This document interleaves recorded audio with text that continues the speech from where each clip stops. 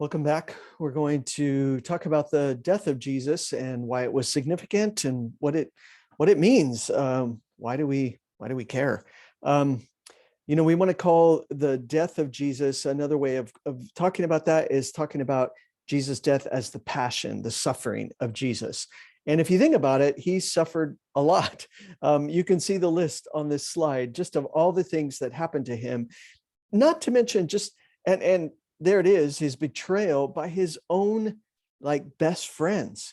Some of you know what that feels like to some degree, although they likely haven't betrayed you to death. But it's hard when the people you trust and love turn against you. So those are the things that happened to Jesus. Why? His life ultimately led to his death, inevitably. Darkness always attacks the light. His teaching and ministry were not filling time until he could die, but they were the reason he was killed. He was always working with the outcasts, the marginalized. We've talked about that already. And the religious leaders did not like it because he was not calling them to kind of become part of the religious establishment, but just letting them know that God loved them as they were and calling them into a relationship. So it really was his connection and his kind of the way he just rubbed those religious leaders the wrong way. That's probably the easiest way to say it. So why did Pilate order Jesus to be crucified? I mean, that's a question to ask. And, Pilate's sentence suggests Jesus was guilty of sedition. And yet his followers weren't persecuted, rounded up, and killed. It's probably that Jesus was not really a threat, only a threat to those with religious power, not to those who were political. And he wasn't really threatening to the political power, but Pilate gave in to them. There's some discussion. It's a whole nother book and something else you could look into. It's a book called The Makers versus the Takers that talks about how Pilate might have been in a very bad economic situation. There was a famine in Rome, and so he could have been very weak politically and felt like he had to give in to Jesus's death. Well, what's going on? Here's a few things. If you look at these texts starting in the Gospel of Mark, what's going on? What's Jesus doing? And then what are the disciples doing? So Jesus, in the first instance, in the Last Supper, is sacrificing, and meanwhile the disciples are betraying. Another time, Jesus is praying in the garden, and the disciples are betraying him by sleep and by their apathy. Jesus is faithful to Judas. He even washed Judas's feet.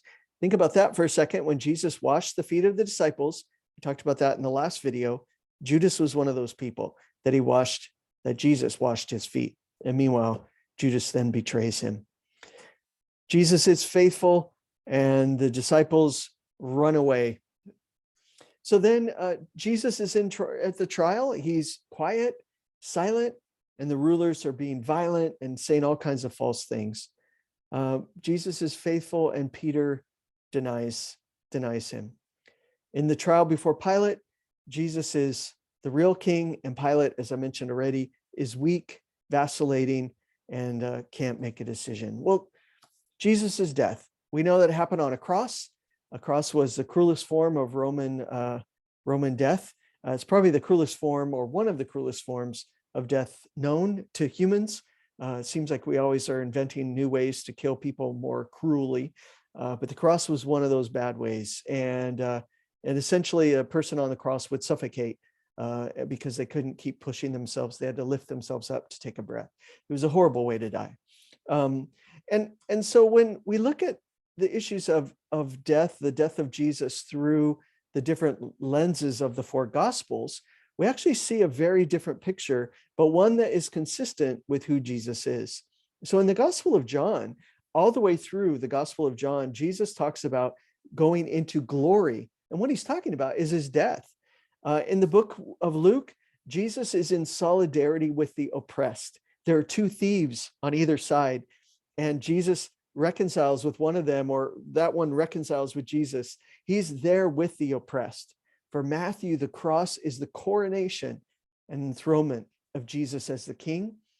And then Mark, the original ending of Mark, which ends at verse 8, is, will you go and tell? It's this idea of going and doing something.